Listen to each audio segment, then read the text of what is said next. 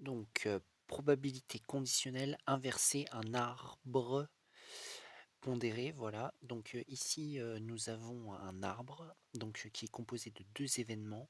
On a l'événement A qui est présenté au départ. Donc, bien sûr, on a une expérience aléatoire qui est réalisée et deux événements sont définis, l'événement A et l'événement B. Et donc, on a constitué cet arbre qui est un arbre dans lequel l'événement A figure en premier et l'événement B figure en deuxième, ce qui signifie que ici, sur cette branche, nous avons la probabilité de A qui est égale à un tiers, ici la probabilité de l'événement contraire de A qui est A bar qui est égal à 2 tiers par conséquent, puisqu'on fait 1 moins 1 tiers qui donne 2 tiers. Et ici, dans la deuxième étape de l'arbre, on a l'événement B, et donc la branche qui mène de A à B, c'est la probabilité conditionnelle de B, sachant que A est déjà réalisé. Par exemple, ici, c'est égal à 0,7. Ici, par exemple, on a la probabilité de l'événement contraire de B, sachant A, qui est égal donc à 0,3, puisque il faut savoir que sur un arbre, la somme des probabilités des branches qui partent d'un nœud est toujours égale à 1. Donc ici, si on fait 0,7 plus 0,3, c'est égal à 1. Et ici, 0,15 plus 0,95 donc, est égal également à 1. Et B, c'est la probabilité, cette probabilité de 0,15, c'est la probabilité de l'événement B, sachant l'événement A bar. Et donc, si on veut inverser l'arbre, en fait, il va falloir que l'on mette B à la place de A et A à la place de B. C'est ça, inverser cet arbre de probabilité. Et pour cela, déjà, bon, il va falloir le dessiner, mais aussi il va falloir trouver chacune des probabilités qu'il va y avoir sur chacune des branches parce que ça va être différent de cela. Par exemple, ici, si on met à la place de B, à la place de A, on met B, et bien ici on aura P de B, et P de B on l'a pas encore. Donc du coup, il va falloir déterminer P de B et P de B bar, et pour cela, on va utiliser la loi de probabilité totale ou la formule de probabilité totale, et donc on va calculer P de B. P de B va être égal à, en fait, il va falloir additionner les probabilités de tous les chemins sur cet arbre qui amènent à B. Donc on voit qu'il y a un chemin qui est là et un autre chemin qui est ici. Et la probabilité d'un chemin, c'est la multiplication des probabilités des branches. C'est-à-dire que en fait, la probabilité qui amène à B par ce chemin-là, en fait, c'est la probabilité que A et B soient réalisés en même temps. Donc ce sera P de A inter B, et bien sûr après on va additionner P de A bar inter B. Voilà, on additionne les deux chemins qui amènent à B. Probabilité des deux chemins qui amènent à B. On va exprimer cela avec la loi de probabilité conditionnelle. Ça va nous donner P de A fois P de B sachant A. Donc je fais la multiplication de cette branche fois cette branche. Ça c'est P de A, ça c'est P de B sachant A.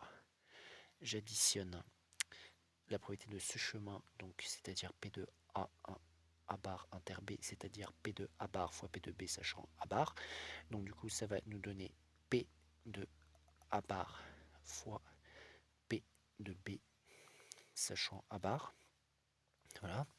Ensuite, égal, on remplace par les valeurs. P de A c'est 1 tiers fois P de B sachant A c'est 0,7 plus P de A bar c'est 2 tiers fois P de B sachant A bar c'est 0,15. Donc nous allons essayer de faire ce calcul. Ça va nous donner 0,7 sur 3 plus, alors là on fait 2 fois 0,15, ça fait 0,3 sur 3. On peut additionner ces deux fractions et il se trouve que 0,7 plus 0,3 c'est égal à 1, donc on a de la chance et ça fait 1 tiers. Donc du coup P de B est égal à 1 tiers. Ensuite, pour trouver P de B bar, sachant que c'est l'événement contraire de B, eh bien on fait 1 moins P de B. Parce qu'il y a une relation qui dit que la probabilité d'un événement et de son contraire est toujours égale à 1. Donc si on veut la probabilité d'un événement contraire, on fait 1 moins la probabilité de l'événement en question. Et ici, ça nous donnera, eh bien ça nous donnera 1 moins 1 tiers. Et qui va donner donc 2 tiers. C'est bizarre, P de B est exactement égal à P de A et P de B bar est exactement égal à P de A bar, c'est un petit peu étrange, mais c'est une coïncidence, ce n'est pas très grave, ce n'est pas très grave, c'est comme ça, on va faire avec cela, et donc du coup là on a la première partie de l'arbre inversé, d'ailleurs l'arbre inversé on pourrait déjà le faire, donc l'arbre inversé comme j'ai dit c'est on met B à la place de A, donc ici on met B bar et B, et ici on met A et A bar, deuxième étape avec l'autre événement, A et A bar. Et donc ici, on a déjà calculé, puisqu'on a trouvé que P de B c'était 1 tiers, et P de B bar c'est égal à 2 tiers. Mais il va falloir que l'on trouve P de A sachant B qui correspond à cette branche-là, ou P de A bar sachant B qui correspond à cette branche-là, ou P de A sachant B bar qui correspond à cette branche, et là c'est P de A bar sachant B bar. Comment est-ce qu'on va trouver P de A déjà? On va faire P de A sachant B. Ça va être égal à, donc d'après la loi de probabilité conditionnelle, P de A inter B sur P de B égale. Donc P de B, on l'a déjà trouvé avant, on va pouvoir le remplacer, on va calculer P de A inter B. Et donc P de A inter B, bon, on avait déjà son expression là qui donnait cela, et ensuite qui était égal à 1 tiers fois 0,7. Donc du coup, ça va nous donner, donc si je veux réécrire, c'est P de A fois P de B, sachant A, sur P de B, qui va être égal à, donc P de A c'était 1 tiers, fois 0,7, P de B sachant A, et P de B c'est égal à 1 tiers. Mais il se trouve que ici on peut simplifier les 1 tiers en haut et en bas, ça fait 0,7. Donc ici on va pouvoir mettre 0,7, et ici on va pouvoir mettre l'événement contraire qui va être donc de 0,3, la probabilité de l'événement contraire, hein, puisque si on a une branche à partir d'un nœud, on peut avoir la probabilité de l'autre branche, puisqu'il suffit de faire 1 moins la probabilité de cette branche. Bon, bizarrement ici ça donne exactement la même chose, donc les événements A et B, il se trouve que ils sont possiblement, oui, ils sont un peu identiques, ils ont exactement les mêmes probabilités l'un vis-à-vis de l'autre, c'est un peu particulier. Et donc ici on a P de A, sachant mes barres. Comment on fait pour faire ce calcul d'après la loi de probabilité conditionnelle? Eh bien on fait P de A inter B bar sur P de B bar.